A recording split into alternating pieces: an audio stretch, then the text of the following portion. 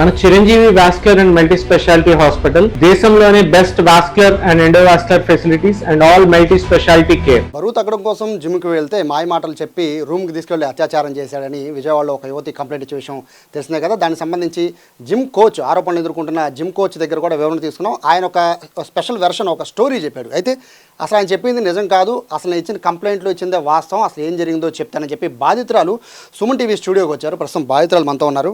Madam నమస్తే.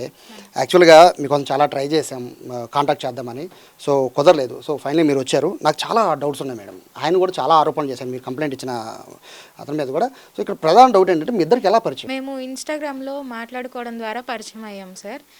నేను ఇన్స్టాలో రీల్ చూసి తనది జిమ్లో ఇలా వర్క్ చేస్తున్నావా అని చెప్పి నేను తనకు మెసేజ్ చేయడం జరిగింది. అక్కడి నుంచి పరిచయం ఏర్పడింది. ఎన్నాళ్ళ క్రితం అండి? ఏప్రిల్ నెలలో సార్, ఏప్రిల్ స్టార్టింగ్లోనే. అదే నెలలో మీరు జిమ్లో జాయిన్ అయ్యారా? అదే నెలలో జిమ్లో జాయిన్ అయ్యాను. జిమ్లో జాయిన్ అవ్వు, నువ్వు వెయిట్ లాస్ అవుతావు అని చెప్పి పిలిపించాడు అనమాట. జిమ్లో అదే నెలలో నేను జాయిన్ అవ్వడం. మీరు ఇచ్చిన కంప్లైంట్లో వెయిట్ లాస్ అవ్వడం కోసం మీకు ఒక సపరేట్గా ఆయన అంటే రకరకాలుగా మీకు ప్రోటీన్ షేక్స్ కానీ మిగతా ఇప్పిస్తాను అని చెప్పి నన్ను తీసుకెళ్ళాడు, మాయ మాటలు చెప్పి అత్యాచారం చేశాడు మీరు కంప్లైంట్ ఇచ్చారు. అంటే వెయిట్ లాస్ అవ్వడం కోసం మాత్రమే, అంటే ప్రోటీన్ షేక్స్ ఇప్పిస్తాను మాత్రం హోటల్కి తీసుకెళ్ళారా, లేకపోతే మిగతా అంటే ప్రేమనో లేకపోతే ఇంకొక మాటలో ఆ మాటలు చెప్పి తీసుకెళ్ళాడా? ప్రోటీన్ షేక్స్ ఇస్తాను అని చెప్పి తీసుకెళ్ళాడు. నాకు పలానా హోటల్లో రూమ్ ఉంది, నేను అక్కడే ప్రోటీన్ షేక్స్ ఉంటాయి నావి, వెళ్ళి అక్కడ తీసుకుందాం పదా అని చెప్పి తీసుకొని వెళ్ళాడు. యాక్చువల్గా మేడం అంటే మీరు జాయిన్ అయింది పరిచయం అయింది ఏప్రిల్, మీరు జిమ్లో జాయిన్ అయింది ఏప్రిల్, అంటే ఏప్రిల్ 24 ఐ థింక్ 22 ఆ సమయంలో మీరు హోటల్కి వెళ్ళిన డేట్ ఐ థింక్. అంటే అంత తక్కువ టైంలో ఎట్లా నమ్మి వెళ్ళారు? అంటే జిమ్లో రోజు కలుస్తూ ఉండేవాళ్ళము. సో మాట్లాడుతున్నాడు, పైగా జిమ్ ట్రైనరే కదా, వాళ్ళకి సైడ్ బిజినెస్లు అంటూ ఉంటాయి కదా, ఇలా ప్రోటీన్ పౌడర్స్ ఇవ్వడం కానీ లేదంటే ఎక్కువ మార్జిన్తో అమ్మడం కానీ అలాంటివి ఉంటాయి కదా. సో అందుకని చెప్పి ఫ్రెండే కదా మంచిగానే మాట్లాడుతున్నాడు అని చెప్పి నేను నమ్మి వెళ్ళాను అనమాట. అది కూడా జిమ్కి దగ్గరలోనే ఉండిద్ది ఆ హోటల్. అందుకే తనకి నిజంగానే రూమ్ ఉందేమో, ఇలా పక్కన ఆ రూమ్లో పెట్టాడేమో అని చెప్పి అనుకొని వెళ్ళాను. బేసిక్గా జిమ్లోకి వెళ్ళే ముందు అందరూ కూడా చాలామంది ఆడపిల్లలు వెయిట్ లాస్ అవ్వడం కోసం ఎక్కువగా లేడీస్ జిమ్స్ని ఎక్కువ యూజ్ చేస్తూ ఉంటారు. సో మీరు వెళ్ళిన rock fitness gym I think, so దాంట్లో మేల్ నేర్పించడం అనేది అంటే మీరు తెలిసి వెళ్ళారా? తెలుసు సార్, నేనే ట్రైనీని, నేనే ట్రైనర్ని. అక్కడ పీటీ తీసుకో అని చెప్పి నాకు ముందే చెప్పాడు. సో అందరు ఆడవాళ్ళకి అతను నేర్పిస్తాడా? అందరు ఆడవాళ్ళకి అతనే కాదు, ఇద్దరు ఉంటారు. తిను ఎక్కువ లేడీస్ని తీసుకుంటాడు, తినకి ఎక్కువ లేడీస్ని ఇస్తారనమాట ఈవినింగ్ టైం. అంటే ముందే మీకు ఇలా బరువు తగ్గిస్తానని మీకు చెప్పి జిమ్లో జాయిన్ చేసి తనే ట్రైన్ చేస్తానని మాటిచ్చాడు? తనే ట్రైన్ చేస్తానని మాటిచ్చాడు. తన ద్వారానే నేను జిమ్లో జాయిన్ అయ్యాను. సో అంటే ఇక్కడ మరొక డౌట్ ఏంటంటే హోటల్కి వెళ్ళిన టైం, సో తను కూడా దాన్ని మెన్షన్ చేస్తున్నారు. టైం ఈవినింగ్ 8 o'clock 7 o'clock అని చెప్తున్నారు. సో ఆ టైంలో హోటల్కి ఎందుకు అనేది చెక్ ఇన్ టైం కూడా అదే చూపిస్తుంది. సో అంటే ఆ టైంలో పర్టికులర్ ఎందుకు వెళ్ళినట్టు? చెక్ ఇన్ టైం ఆ టైం కాదు సార్. చెక్ ఇన్ టైం అనేది 12-12:30 ఇన్ బిట్వీన్లోనే. మేము 3 సార్లు వెళ్ళింది కూడా 12-12:30 ఇన్ బిట్వీన్లోనే వెళ్ళాము. ఈవినింగ్ 4-4:30-5 కల్లా వచ్చేసేవాళ్ళము. సో అంటే వెళ్ళిన తర్వాత ఏం జరిగిందండి హోటల్కి వెళ్ళాక? హోటల్కి వెళ్ళిన తర్వాత ఏం జరిగింది అంటే, ప్రోటీన్ షేక్ ఫస్ట్ నువ్వు టేస్ట్ చెయ్యి, దాన్ని బట్టి నువ్వు తీసుకుందు, ఫ్లేవర్ నచ్చాలి కదా నీకు అని చెప్పి అక్కడే ప్రోటీన్ పౌడర్ మిక్స్ చేసి ఇచ్చాడు. ఇచ్చిన తర్వాత నేను తాగాక ఒక అరగంట సేపు నార్మల్గా మాట్లాడుకున్న తర్వాత ఎందుకో నాకు బాగా హెడేక్ వస్తుంది, కళ్ళు తిరుగుతున్నట్టు అనిపిస్తున్నాయి అంటే సరే రెస్ట్ తీసుకో అని చెప్పి అన్నాడు.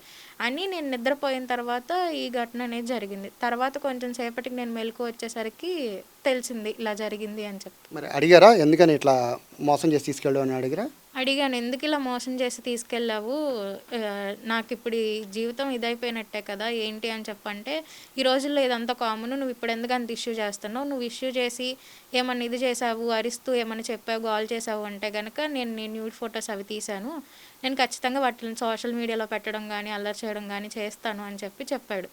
అవి ఏమైనా చూసారండి అంటే మీ కళ్ళతో ఏమైనా చూసారా, అంటే అతను తీయడం కానీ వీడియోలు కానీ ఇవన్నీ చూసారా? నేను కళ్ళతో ఏం చూడలేదు సార్ అప్పటికి. అంటే అతను బెదిరిస్తున్నాడు కదా మిమ్మల్ని, ఇట్లా న్యూడ్ ఫొటోస్ ఉన్నాయని బెదిరిస్తున్నాడు. సో మీకేమైనా చూపించాడా?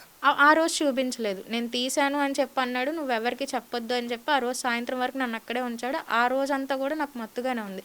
దాని తర్వాత నేను జిమ్కి వెళ్ళినప్పుడు నాకు చూపించాడు, నా దగ్గర ఉన్నాయి ప్రూఫ్స్, నేను ఇలాగ తీశాను నీకు అని చెప్పి చూపించాడు.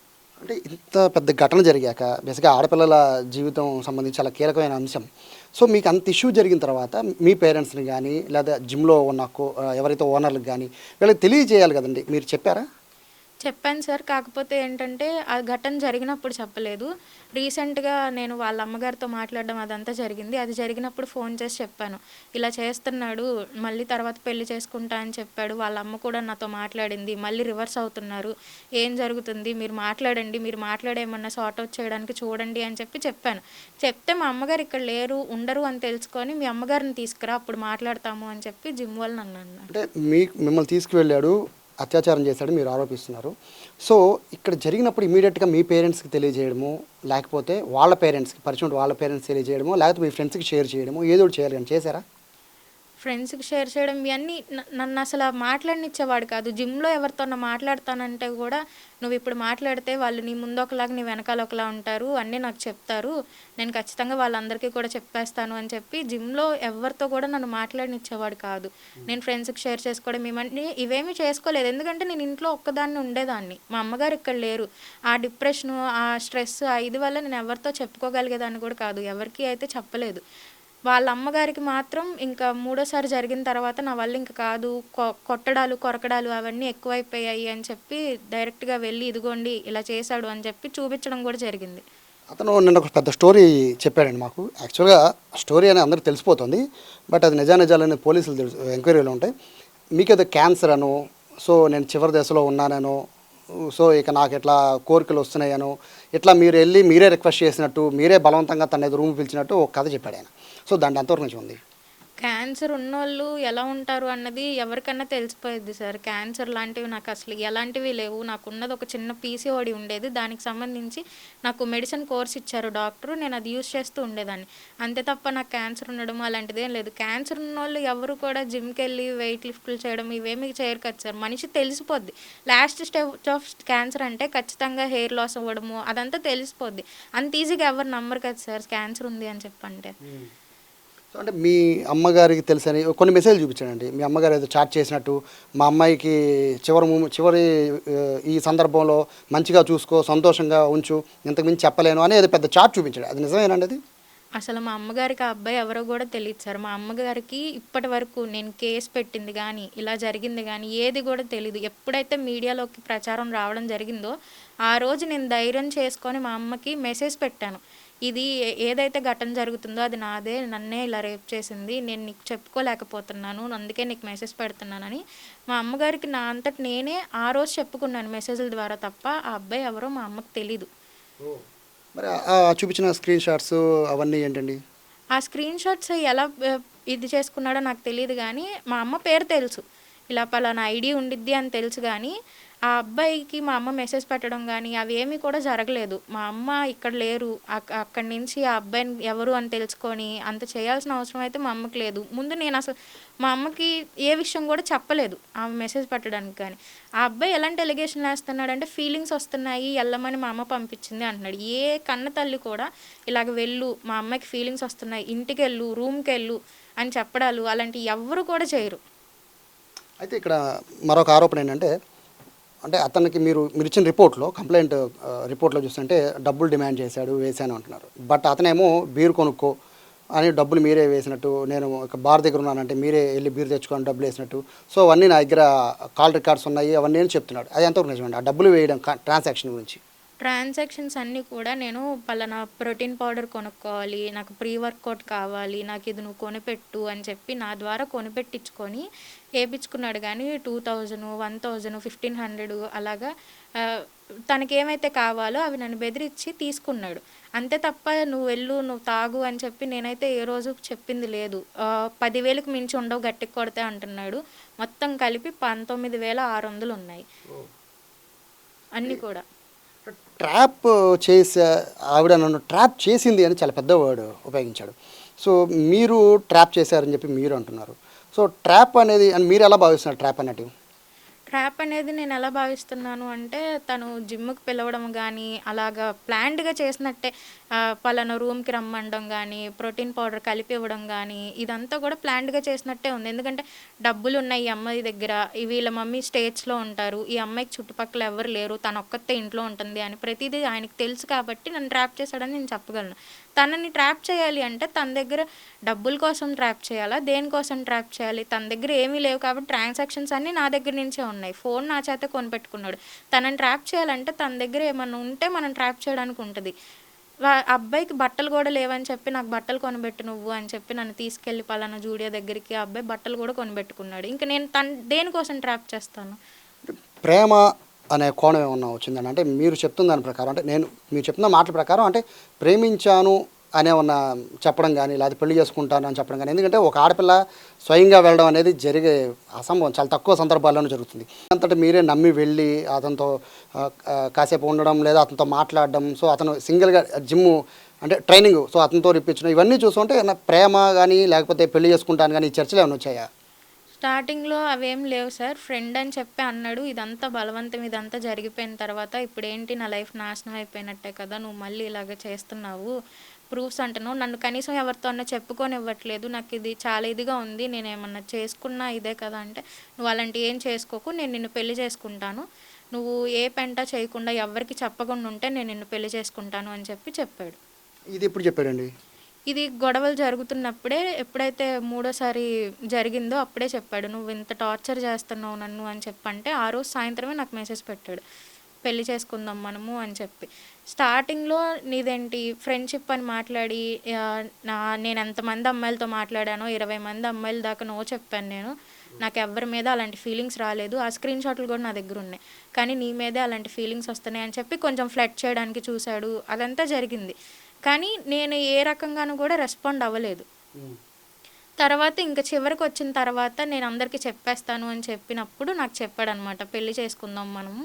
కానీ ఇంటర్ క్యాస్ట్ మ్యారేజుల్లో చుట్టాలందరూ మనల్ని ఊస్తారు. మనం ఇంటర్ క్యాస్ట్ మ్యారేజ్ చేసుకున్నామంటే, ఇంకా నువ్వు ఇలాంటివి చెప్పావంటే గనక నీ పరువు ఇంకా పోయిద్ది. కాబట్టి నువ్వెవరికి ఏం చెప్పకుండా ఉంటా అంటే నేను పెళ్లి చేసుకుంటాను అని చెప్పాడు. ఇంత జరిగింది. ఏప్రిల్, మే, జూన్, జూలై వచ్చింది. సో ఇంత ఇష్యూ జరుగుతుందని మీ అమ్మగారు మీరు ఎప్పుడు చెప్పారు? జూన్ ఈ కేసు అయిన తర్వాత మీడియా ఎప్పుడైతే బయట పెట్టిందో, ఆ అబ్బాయి వీడియో ఎప్పుడైతే బయటకు వచ్చిందో ఆ రోజు సాయంత్రం చెప్పాను నేను. ఎందుకని ఇంత డిలే చేశారు? కన్న తల్లిదండ్రులకు చెప్పాలి ఖచ్చితంగా, ఏది జరిగినా కూడా. ఆడపిల్లలకి అందరికీ ఇప్పుడు చెప్తుంది అదే, సమాజంలో ఏం జరిగినా కూడా ముందు మీ తల్లిదండ్రులు చెప్పండి అని అందరికీ చెప్తున్నాం. సో అన్ని ఇలాంటి వీడియోలు చూస్తున్నారు. మీరు టీచర్ అని తెలిసిన, ప్రైవేట్ టీచర్ అని, మరి మీకు కూడా ఎడ్యుకేషన్ మీద ఇంత నాలెడ్జ్ ఉంది. సో పిల్లలకి మీరు కూడా చెప్తుంటారు కదా, మీ తల్లిదండ్రులు ఎందుకు అప్రోచ్ అవ్వలేదు? నేను భయపడ్డాను ఫస్ట్ ఆఫ్ ఆల్. ఎందుకు ఇలా చేసావు అని ఏమన్నా అనిద్దేమో. ఎందుకంటే ఆమె దేశం కని దేశంలో ఉంది. ఇప్పుడు నేనేమన్నా చెప్పినా సరే, ఒక్కగానొక్క కూతురు కదా ఏంటి ఇలా అయింది అని ఆమెకు అక్కడ ఏమన్నా జరిగినా సరే నేను ఇబ్బంది పడాల్సి వచ్చిద్ది అని చెప్పి నేను భయపడ్డాను. భయపడి నేను చెప్పలేదు బయటికి. ఇందులో రాక్ ఫిట్నెస్ జిమ్ వాళ్ళ గురించి నేను వాళ్ళతో మాట్లాడుతుంటే, మాకు జిమ్కి వాళ్ళకి ఏ సంబంధం లేదు అంటున్నారు. సో మీరు అటు జిమ్లో జాయిన్ అయిన తర్వాత కంటిన్యూ అయ్యారా? కంటిన్యూ అయ్యాను జిమ్. సో అయినప్పుడు ఇట్లా మీ కోచ్ ఎట్లా చేశాడు, లేకపోతే ఇట్లా బ్లాక్మెయిల్ చేస్తున్నాడు, ఫోటోలు ఉన్నాయి అనే విషయం వాళ్ళకి చెప్పారా? వాళ్ళకి కోచ్ బ్లాక్మెయిల్ చేస్తున్నప్పుడు చెప్పలేదు. కానీ పెళ్ళి అనుకున్నప్పుడు వాళ్ళ అమ్మగారు రివర్స్ అయ్యారు నా మీద. అప్పుడు ఫోన్ చేసి చెప్పాను, ఇలా జరిగింది నాకు, పెళ్ళి అనగానే ఇలా రివర్స్ అవుతున్నారు అని చెప్పి వాళ్ళకి ఫోన్ చేసి చెప్పినప్పుడు ఆయన నాతో కొంచెం పాజిటివ్గానే మాట్లాడారు. మరి అలాంటప్పుడు ఎందుకు తిరిగాడు నీతో, అలా తిరగకూడదు కదా, ఎందుకు చేసుకోనంటున్నాడు, పెళ్ళి చేసుకోవాలి కదా అని చెప్పి పాజిటివ్గానే మాట్లాడారు.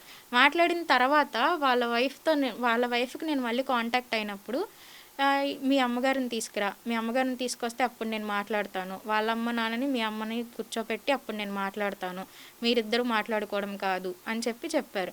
దాని తర్వాత నాకు కొంతమంది ద్వారా తెలిసింది ఏంటంటే, నేనేదో అబ్బాయికి మందు పెట్టాను అని చెప్పి ఎవరో దగ్గరికి తీసుకెళ్ళి పసరు పూపిచ్చి మందు పెట్టాను అని కూడా చూపించారంట ఆ జిమ్ వాళ్ళే. అది నాకు తర్వాత తెలిసింది. ఇదంతా తెలిసి కూడా నాకు ఇప్పుడు ఏం తెలియదు అంటున్నారు. నిన్న ఆయన చేసిన చాలా అలిగేషన్స్ చేశారు మీ మీద. నిన్న జరిగిన దాని మీద ఆయన క్యాన్సర్ అని చెప్పడం, లేదా పేమెంట్ తనే వేయడం చెప్పడం, తనే నన్ను రమ్మని చెప్పడం, బలవంతంగా నేను వెళ్ళాలని, ఇలా చాలా ఆరోపణలు చేశారు. దాన్ని మొత్తం విన్నారా? ఇంటర్వ్యూ మొత్తం విన్నారు కదా. సో అందుట్లో మీరేం చెప్పదలుచుకున్నారు మొత్తం ఇంటర్వ్యూ మీద? బలవంతం చేసేంత చిన్నపిల్లోడు తను కాదు. బలవంతంగా "నువ్వు రా నా దగ్గరికి" అని చెప్పి అడిగే అంత ఇది కూడా తన దగ్గర లేదు. ట్రాప్ చేయాలన్నా సరే ఎవరన్నా పెద్దోళ్ళనో, లేకపోతే ఎవరన్నా డబ్బున్నోళ్ళనో ట్రాప్ చేస్తారు గానీ, అలాంటి వాళ్ళని ఎందుకు ట్రాప్ చేస్తారు? మీరు ఒకసారి వాళ్ళ ఇల్లు చూడండి. అసలు అది చూస్తేనే తెలిసిపోయిద్ది. ఇంకొకటేంటంటే ఎలిగేషన్స్ ఎలా ఏస్తున్నారంటే, మా నాన్నగారు ఉన్నారు. మా నాన్నగారు బీఆర్టీఎస్ రోడ్డు మీదకొచ్చి మా నాన్నగారు తనని డబ్బులు అడిగారు, డిమాండ్ చేశారు అని చెప్పి ఎలిగేషన్స్ ఏస్తున్నారు. నాకు చిన్నప్పుడే మా అమ్మ డివోర్స్ తీసేసుకున్నారు. నాకు నాన్న అనేవాళ్ళే లేరు. అలాంటిది మా నాన్నగారు ఆయన దగ్గరికెళ్ళి డబ్బులు అడగడం, డిమాండ్ చేయడం అనేది అసలు జరగని పని. ఎలిగేషన్స్ వేస్తున్నారు కానీ ప్రూఫ్స్ చూపించలేకపోతున్నారు. ఎందుకంటే దానికి తగిన ప్రూఫ్ లేదు. కాబట్టి ఆయన ఎలిగేషన్స్ నోటికొచ్చినట్టు చెప్పేసి ప్రూఫ్స్ లేకుండా నేను ఇప్పటివరకు మీడియా దగ్గరికి రావాలి, మాట్లాడాలి అని అనుకోలేదు. ఇంత జరిగిద్ది అని ఎక్స్‌పెక్ట్ చేయలేదు కాబట్టి నేను ఎవరికీ చెప్పుకోలేదు. లేదంటే మా మామయ్య వాళ్ళకి చెప్పడమో, మా అమ్మగారికి, అమ్మమ్మ గారికి వీళ్ళందరికీ చెప్పడమో ఏదో ఒకటి చేసేదాన్ని. ఆడపిల్ల మ్యాటర్ కదా, సెన్సిటివ్ కదా, బయటికి రాదు అని అనుకున్నాను గానీ, ఆ మీడియాకు వచ్చిన తర్వాతే తెలిసింది ఇంత జరిగిద్ది అని చెప్పి. ఆ ఎలిగేషన్స్ ద్వారా నేను ఇప్పుడు బయటకొచ్చి మాట్లాడాల్సొస్తుంది. సో పెళ్లి విషయానికి వస్తే అదే ప్రశ్న నేను అడిగితే, సో తను నన్నే ఎట్లా చేసింది, సో నాకంటే ముందు ఎంతమంది ఎన్నో మోసం చేసిందో అనే ఒక వర్డ్ అతను యూజ్ చేశారు. సో దాని మీద ఏం చెప్తారు? అసలు తనకంటే ముందు నేను ఎవరితో మాట్లాడలేదు. ఆ విషయం తనకు గూడా తెలుసు. అలాంటి ప్రూఫ్‌లు గూడా తను ఆ మాట అనే ధైర్యం ఎలా చేశాడో గూడా నాకు అర్థం కాలేదు. నేను ఎళ్తే స్కూల్‌కెళ్ళేదాన్ని, లేకపోతే ఇంట్లో ఉండేదాన్ని. ఎవ్వరి ఇళ్ళకి ఎళ్ళడం గానీ, ఏది కూడా లేదు. అందుకే నేను ఎవరికీ చెప్పుకోలేకపోయాను. ఫస్ట్ ఆఫ్ ఆల్ నాకు బ్రదర్ గానీ, సిస్టర్ గానీ ఎవ్వరు కూడా లేరు. నేను సింగిల్ చైల్డ్‌ని. కాబట్టి నేను ఎవరికీ చెప్పుకోలేకపోయాను. సో ఇప్పుడు కంప్లైంట్ ఇచ్చారు. సో అతను అరెస్ట్ చేసినట్టుగా కూడా సమాచారం వస్తుంది కదండి. అంటే ఏమి డిమాండ్, అంటే అతని అరెస్ట్‌తో మీకు న్యాయం జరుగుతుంది అనుకుంటున్నారా? మీ డిమాండ్ ఏంటి? అరెస్ట్‌తో న్యాయం జరుగుద్దనుకుని నేనసలు కేస్ పెట్టే ముందు ఏమనుకున్నానంటే, జరగాల్సిన నష్టం ఏదో జరిగిపోయింది. పెళ్లి చేసుకోనంటున్నాడు. కాబట్టి పోలీసుల దగ్గరికెళ్ళి న్యాయం అడుగుదాము అని చెప్పి నేను వెళ్ళాను. వెళ్ళిన తర్వాత 18వ తారీఖు నేను కేస్ ఫైల్ చేశాను. ఎఫ్ఐఆర్ కట్టారు. దానికి ముందే కేస్ ఫైల్ చేసిన రోజు ఏం జరిగిందంటే, పిలిచారు తన్ని. పిలిచి "సీఐ గారు, ఇలా నీ మీద ఒక కంప్లైంట్ వచ్చింది. ఆ అమ్మాయిని పెళ్లి చేసుకుంటావు అని అడిగితే, నేను చేసుకోను ఆ అమ్మాయిని. నేను మా కమ్యూనిటీకి చెందిన అమ్మాయినే చేసుకుంటానని చెప్పి ఒక ఫోటో చూపించారంట. ఆ విషయం సీఐ గారు నాకు తర్వాత రోజు చెప్తే, సరే సార్ ఎఫ్ఐఆర్ కట్టేయండి, నాకు వద్దింకా అని చెప్పి ఎఫ్ఐఆర్ కట్టేశారు. పెళ్లి అడిగాను, పెళ్లి చేసుకోమని అడిగారు. అడిగాను. సీఐ గారు కూడా పిలిచి అదే అడిగారు. "పెళ్లి చేసుకుంటా అంటే చెప్పు, మాట్లాడతాము. ఈ కేసు ఇప్పటితో అయిపోయిద్ది" అని చెప్పి అడిగారు. అడిగితే ఆయనతో కూడా "నేను చేసుకోను, నేను ఆ అమ్మాయిని పెళ్లి చేసుకోను, నాకు వేరే మ్యాచ్ ఫిక్స్ అయిపోయింది, మా కమ్యూనిటీ అమ్మాయి ఈ అమ్మాయి" అని చెప్పి చూపించారంట ఫోటో. ఆ విషయం నాకు సీఐ గారు చెప్పారు నెక్స్ట్ డే నేను వెళ్ళినప్పుడు. "సరే అమ్మ, నేను కట్టేస్తాను. ఎందుకంటే ఆ అబ్బాయి వినట్లేదు, ఇలా మాట్లాడుతున్నాడు, నాతో కూడా అలా మాట్లాడాడు, నేను చేసుకోను అన్నట్టు గట్టిగా మాట్లాడాడు. కాబట్టి కేసు ఫైల్ చేసేద్దాము, కట్టేద్దాం" అని చెప్పి సీఐ గారే అప్పుడు ఆ రోజే ఎఫ్ఐఆర్ ఫైల్ చేసేయడం జరిగింది. కానీ ఎఫ్ఐఆర్ ఫైల్ చేయగానే ఏం చేశారంటే, తనని తీసుకోలేదు అదుపులోకి. తీసుకోకపోవడం వల్ల తను బయటకొచ్చి మాట్లాడే ఛాన్స్ దొరికింది. కానీ 18వ తారీఖు ఎఫ్ఐఆర్ ఫైల్ అయితే, ఆ అబ్బాయికి కేసు పెడుతున్నారు అని తెలిసిన తర్వాత కూడా ఎవరిని అప్రోచ్ అవ్వడం కానీ ఏది జరగలేదు. జరగకుండా 2 రోజుల తర్వాత బయటకొచ్చి సెల్ఫ్ వీడియో రిలీజ్ చేయడము, ఇలా ఈ అమ్మాయి చేసింది అని చెప్పడము జరిగింది. అది కూడా ఎప్పుడు మీడియా అబ్బాయిని బయట పెట్టిన తర్వాత ఆ రోజు కూడా వెంటనే ఏం రియాక్ట్ అవ్వకుండా నెక్స్ట్ డేకి ఎవరో ఏదో సలహాలు ఇస్తే మధ్యాహ్నానికి తను అలా వీడియో పెట్టి ఈలోపు ఏదో స్క్రీన్ షాట్లు సృష్టించుకొని పెట్టడం అనేది జరిగింది. ఫైనల్గా చెప్పండి, మీ ఫ్యామిలీకి అండ్ వాళ్ళ ఫ్యామిలీకి ఏమైనా చెప్పదలుచుకున్నారా? నేను మా అమ్మగారికి అయితే ఫస్ట్ సారీ చెప్పదలుచుకున్నాను. ఎందుకంటే ప్రతిదీ వాళ్ళతో షేర్ చేసుకోవాలి. షేర్ చేసుకోవాల్సింది పోయి నేను ఆమె పేరు బయటకు తీసుకొచ్చినట్టు నాకైతే అనిపించింది. ఇప్పుడు ఇంకా బెదిరింపుల మెసేజ్‌లు వస్తున్నాయి నాకు. ఇలా "నీ ఫోటో బయట పెట్టేస్తాం మేము." ఎవరండి? జిమ్‌లో ఒక అమ్మాయి నాకు డైరెక్ట్‌గా మెసేజ్ పెట్టిందనమాట. "బయటికి నీ ఫోటో బయటకు వదిలేస్తాం మేము. నువ్వు ఇలా చేసావు, ఇంతేనా నువ్వు ఆ అబ్బాయిని లవ్ చేసింది." వీళ్ళకి ఏం జరిగిందో తెలియకుండా "ఇంతేనా నువ్వు ఆ అబ్బాయిని లవ్ చేసింది, నేను బయట పెట్టేస్తాను నీ ఫోటోలతో సహా" అని చెప్పి నన్ను బ్లాక్‌మెయిల్ చేస్తున్నారనమాట. పోలీసులు చెప్పారు ఆ విషయం? పోలీసులకు చెప్పలేదు. ఇప్పుడు రేపొద్దున వెళ్దాము అని చెప్పి అనుకుంటున్నాం. ఎందుకంటే ఫేక్ అకౌంట్‌లోంచి కూడా టీవీ9 నేను ఇంటర్వ్యూ ఇవ్వడం జరిగింది. ఆ టీవీ9 దాంట్లో కూడా ఫేక్ అకౌంట్‌లోంచి చాలా మెసేజ్‌లు. వాళ్ళ అమ్మగారు ఇన్‌స్టా యూజర్ నేమ్ మార్చేశారు. ఈ అమ్మాయి ఇలాగా, ఈ అమ్మాయి ఎవ్వరికి ఇవ్వని ప్రోటీన్ షేక్స్ ఈ అమ్మాయికే ఇచ్చాడా, అది ఇది అని చెప్పి చాలా ఒక 20 కామెంట్స్ దాకా ఒక్కటే అకౌంట్‌లోంచి వస్తున్నాయన్నమాట. అవి కూడా సైబర్ క్రైమ్‌కి వాళ్ళకి ఇద్దామని చెప్పి ఫిక్స్ అయ్యాము. రేపొద్దున్న వెళ్తామన్నమాట. సో ఇది బాధితురాలు చెప్తున్నారు. అంటే ఒక సైడ్ అనేది ఎప్పుడూ వేయకూడదు కాబట్టి ఇటు బాధితురాలు వర్షన్ అయితే చాలా క్లారిటీగా ఉంది. ట్రాప్ అనేది ఎలా జరిగిందనేది మీరే మా మాటలో అర్థం చేసుకోండి అని చెప్తున్నారు. మరోవైపు ఈ చాటింగ్కి సంబంధించి వాళ్ళ మదర్తో అసలు ఏమాత్రం కాంటాక్ట్ లేదని కూడా చెప్తున్నారు. కానీ అతను చూపిస్తున్న దాంట్లోనేమో వాళ్ళ మదర్తో అప్రోచ్ అయినట్టు చెప్తున్నాడు. మరొక విషయం అంటే క్యాన్సర్ కాదు, నేను హెల్తీగా ఉన్నానని చెప్పి బాధితురాలు చెప్తున్నారు. అతనేమో ఈవిడ క్యాన్సర్ ఉంది అని చెప్పి ఆ ఉద్దేశంతో నేను రూమ్కి తీసుకెళ్ళానని చెప్పి అతను చెప్తున్నాడు. సో ట్రాన్సాక్షన్ విషయంలో కూడా చాలా క్లారిటీ చెప్తుంది. బెదిరించి డబ్బులు వేయించుకున్నాడని చెప్తుంటే అతను మాత్రం బీరుకు డబ్బులు వేశాడని చెప్పి అతను చెప్తున్నాడు. సో ఇలా రకరకాలుగా ట్విస్ట్ మీద ట్విస్టులు ఈ కేసులో ఉన్నాయి. మొత్తం మీద అతనైతే అరెస్ట్ చేశారు పోలీసులు. మరోవైపు పెళ్లి చేసుకోవాలని చెప్పి బాధితురాలు అడుగుతున్నారు. మరోవైపు ఇప్పటికే థ్రెటనింగ్ కాల్స్ కూడా వస్తున్నాయి, మెసేజెస్ కూడా వస్తున్నాయి అంటున్నారు. కాబట్టి వాళ్ళ మీద కూడా చర్యలు తీసుకోవాలని అయితే బాధితులు చెప్తున్నారు. ఓవరాల్గా ఈ కేసులో అయితే మనకి ఏమాత్రం సంబంధం లేదు అని చెప్తున్న వాళ్ళు జిమ్కి సంబంధించిన నిర్వాహకులు. వాళ్ళు మాకు అసలు ఈ కేసు ఎలా జరుగుతుందని కూడా తెలియదు, వీళ్ళ మధ్య ఇలా వ్యవహారం నడుస్తుందని కూడా తెలియదు అని చెప్పి సుమన్ టీవీతో చెప్పడం జరిగింది ఫోన్ కాల్లో. బట్ ఇప్పుడు బాధితురాలు స్వయంగా నేను వాళ్ళకు కూడా ఇన్ఫర్మేషన్ ఇచ్చా చెప్తున్నారు. సో ఎవరికి వాళ్ళు తప్పించుకునే ప్రయత్నం అయితే ఈ కేసులో చేసినట్టుగా స్పష్టంగా కనబడుతుంది. Camera person Sai, Suman TV, Vijayawada.